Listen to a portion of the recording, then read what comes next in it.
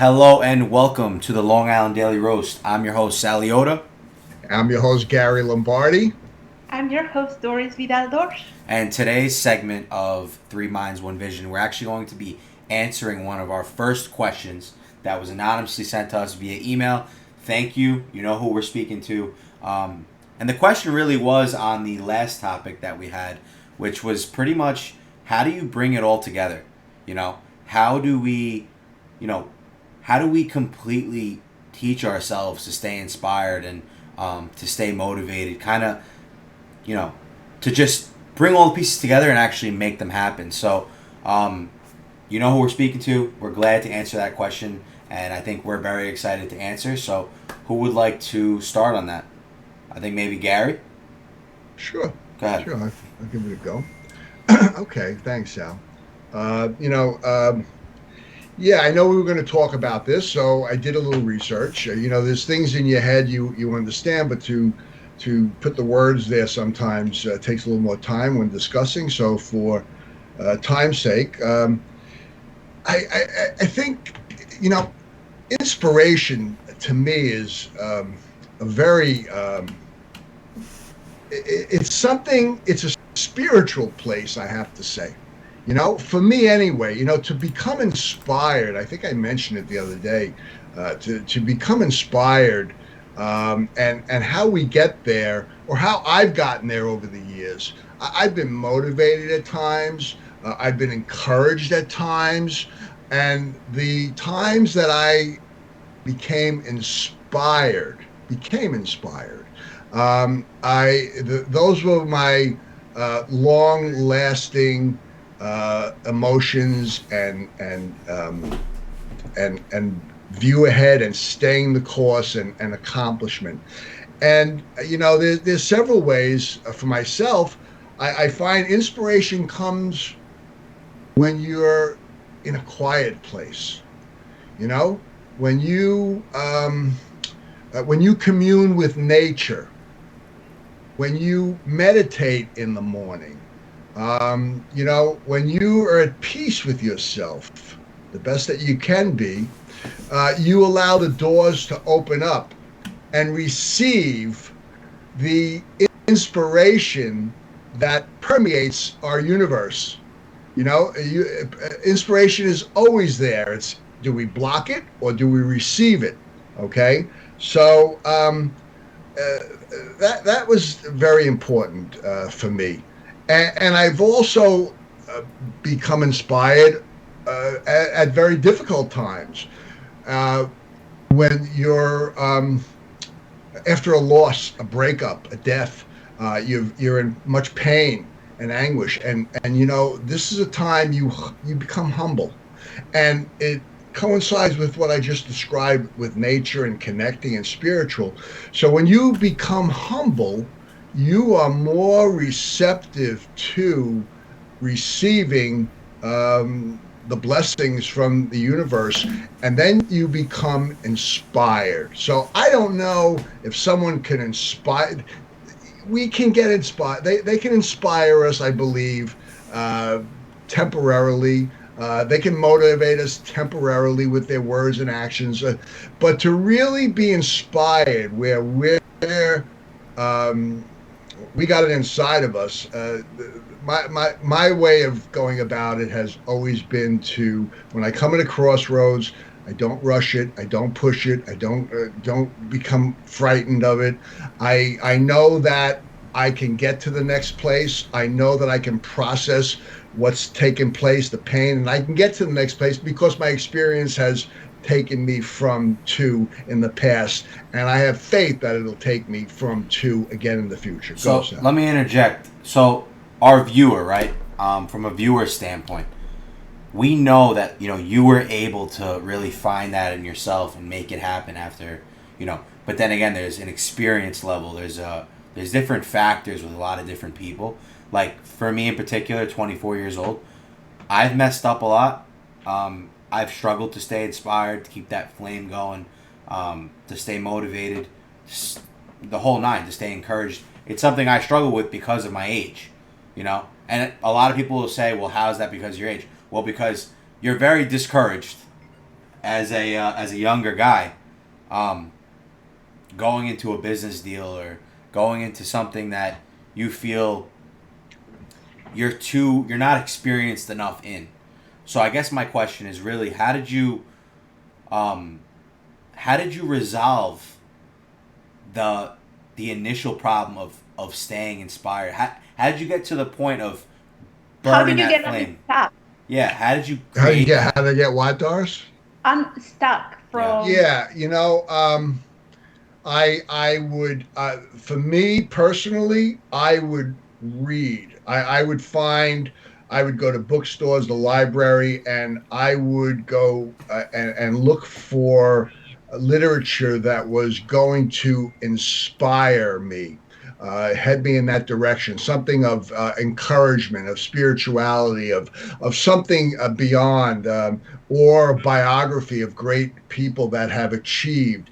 And I would read that for many hours, and you start to feel it. You feel it in your presence. You start to you become pumped up with inspiration, and so that was be a starting place for me. A quiet place in nature, the ocean, the forest, something where I would be able to connect. So can But we read, yeah, but reading can was we a good starting dissect? place. Because I think that you have mentioned many of the strategies, the techniques that can be followed in order to get unstuck and to achieve inspiration and to find motivation and encouragement to move forward. So I think that one of the first things that you have described really well is first finding that quiet place, right? Wherever that quiet place may be, maybe some of our viewers live in large cities where we don't have as much opportunity to be surrounded by nature. But that quiet place can also be found within your own house, right? Later at night or earlier in the morning, before life goes or when life stops the daily routine, right? So having that moment of just being with yourself, and like you say, you use a very beautiful word, humble yourself, right, in order to quiet down and let all the noise, right, all the noise that we get from social media, from TV, from the news, from our daily routines, just stopping that for a moment so that you can understand what are the next steps that you are going to follow. Then you also mentioned something very important. You are finding inspiration that is coming from another source, right? That source can be within, as in spirituality, right? In the case of Gary, in my case, in the case of Sal, we're religious people, right? So it can be that connection with something superior to us. But it can also be something more mundane, right? Like he said, so you go and you read. You look for outside sources of inspiration that have helped others in the past. Or you can look for people, which is something that we discussed in previous episodes, that will inspire you. And Sal actually told us before a very beautiful story of how Gary has inspired his life. So here we're beginning to put those pieces of the puzzle together, right?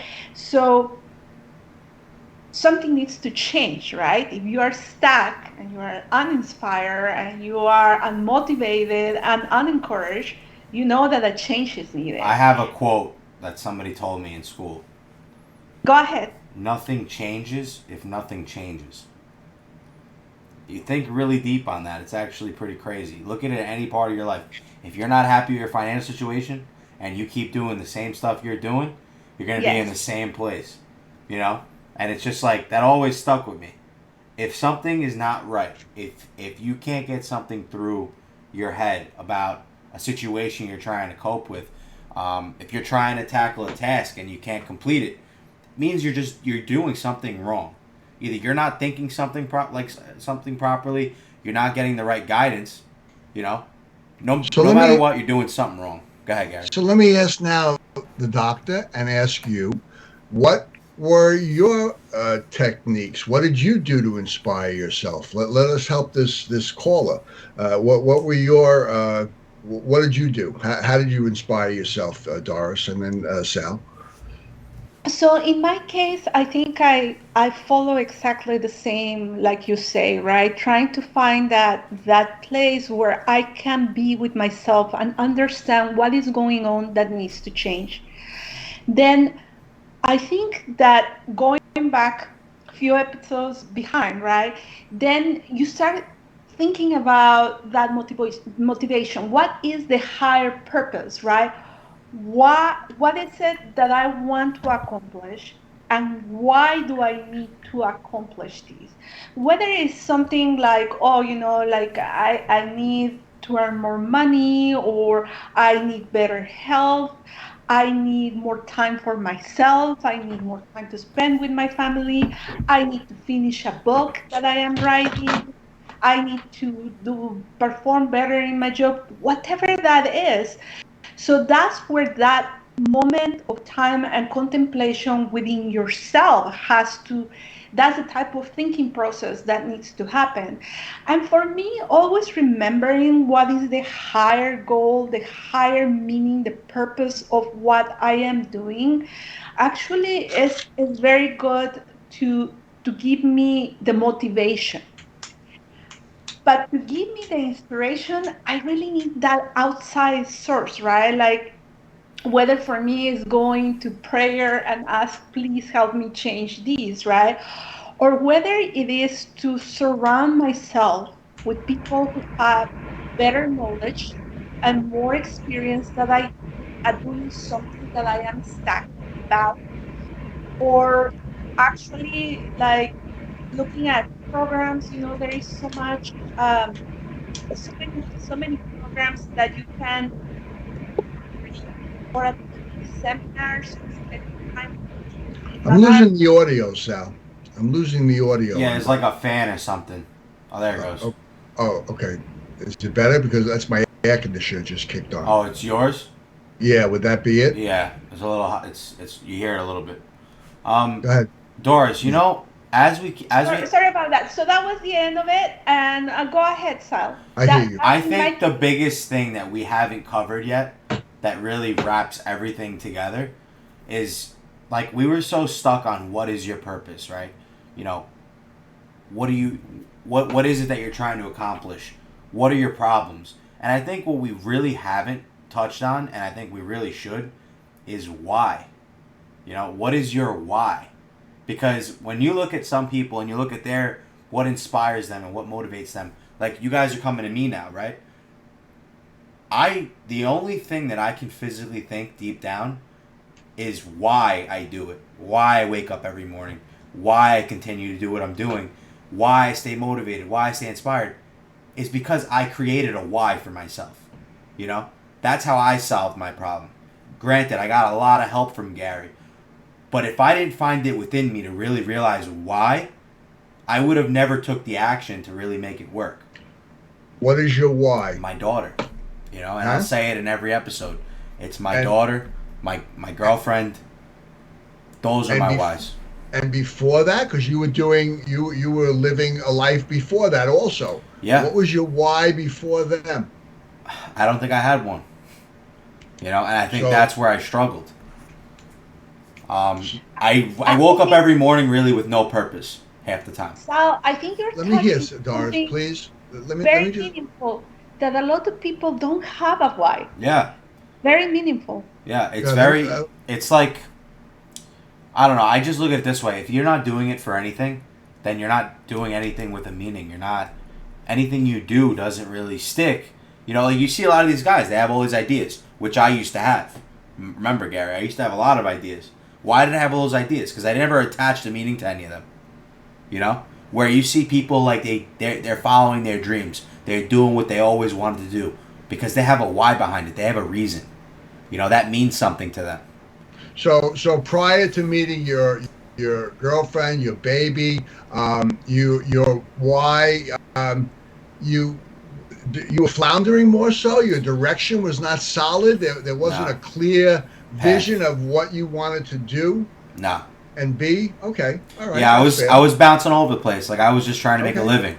So a lot of people, it stabilizes having a family. It Yeah. stabilizes them, so that's good. And Doris, what were some of the things? What about you? I think that for me, being a woman growing among so many brothers and in a very rural area, in a very poor community, I always had a why. For me, I always had the point. I wanted something better. I wanted more freedom. I wanted more stability in my life. So I always had a why. And so that made things easier in a way for me because I always had a path to follow. And one of the things that I realize among my younger clients is the fact that they don't have that why. And I think that when when they are stuck and they don't have that why for themselves, I always tell them, well, if it cannot be for yourself, can you find out a reason for somebody else, right? Can you find in yourself a reason to do something for others? So Sal actually brought a very good explanation because he found that other in his daughter, right? And then some people, what I tell them, why don't you start volunteering, right? Then you will have a why. You will find the needs of others to fulfill, and to kind of coexist with your own needs, right? And Yeah. then you will have more motivation and more inspiration. I think we really got it this time. Um, to our viewer, if this didn't answer your question, please go to the Discord or shoot another email. We'll hop on a personal phone call to really try to help you through it. Um, I'm really happy with the answers that we had today. I'm sure Doris and Gary are as well. Is there anything you guys want to add on for our viewer? Uh, it's just it's a subject that I can continually make points, and I'm sure go deeper with. So I don't want to bore us. Maybe let me just look at my notes and see if there's. I wrote this and I highlighted it. I said I think the beginning place also how we create intention. Intention is very powerful. Is that we ask for direction and inspiration. We ask for it. We're aware that that's what we're looking for right now. Because if we're not aware of what we want and why, we're not stable. So we want to ask for direction and inspiration. And let me finish my thought, please. Uh, and and it's there. Oh, and I wanted to add also that like the practice of meditating, reading a book, doing. I think there's also sometimes we don't always have to feel it, but if we take good advice through reading literature or a mentor, and we know that there's a practice to getting there, and we discipline ourselves. I've learned to discipline myself that when I wake up in the morning, I think sometimes we're preconditioned to become fearful or negative, but I take charge of my thinking from the get go. And even if I don't feel it, I've learned to make it a habit the best I can to say and be appreciative and say thank you. And I say thank you, Lord. Okay.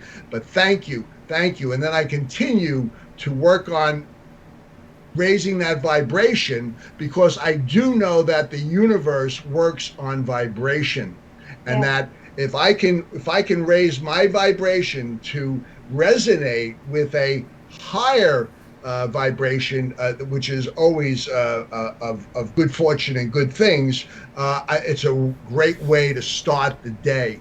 And then, and that's just something we train ourselves to do, knowing that so there's a price to pay. We have to work at these things. They just don't happen. Okay, so that would be a good example of working at it. We may not feel this way in the morning, and it may be easy to turn over and go to sleep. Or if we really want to feel good in life, feel safe in life, be successful in life, then we need to uh, wake up first thing, take charge of our thinking, and continue that process throughout the day. Then when you go, and then and then exercise is always a great thing. Moving energy and yoga and stretching and all that. So there's so much, okay? But for myself personally, I have learned I'm a swimmer. And I've learned to think and meditate as I breathe and swim. So these things, even when I wasn't seeing things, I just did them. I just did them with the intention of guide me and show me. And then eventually, for me, things would start to come into play. And I would know that this was sent. And the other point I want to make, I was talking to some people that we receive the energy from the universe. Well, it's very true, because the Wi-Fi and all the signals for our phone, those waves are in the universe. Okay, the same thing with the waves of health and goodness and fear. There's so much we can do. I like to just close with, it takes a commitment, it takes a dedication, and it takes consistency and a little bit of a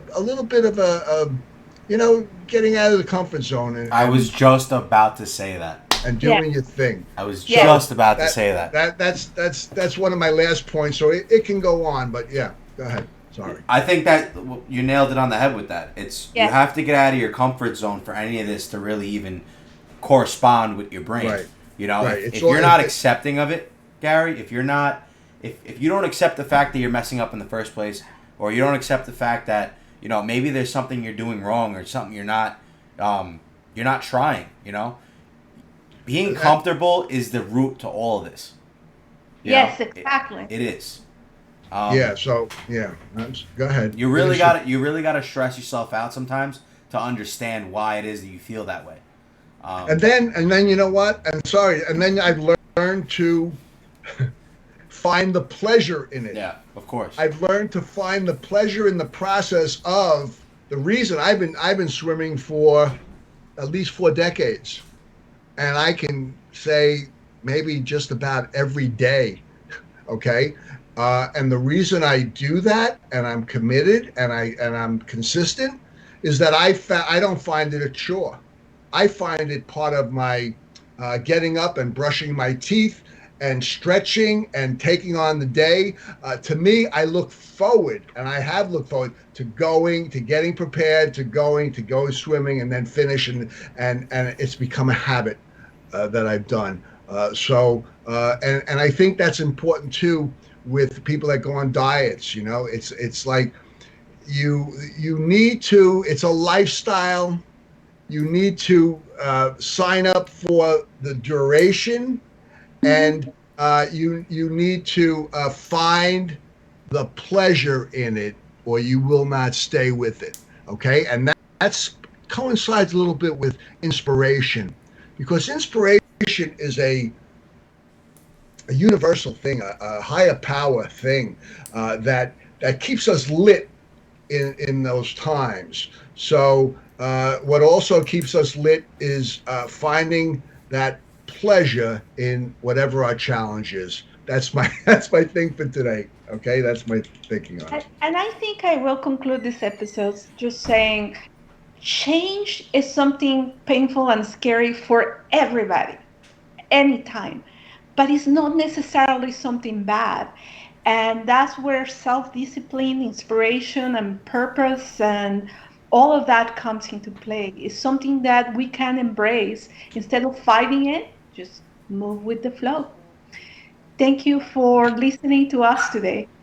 Yeah, thank you guys. For our viewer, thank you for asking the question. We want everyone to ask away. Like you saw today, we did not give out a name. It's completely anonymous.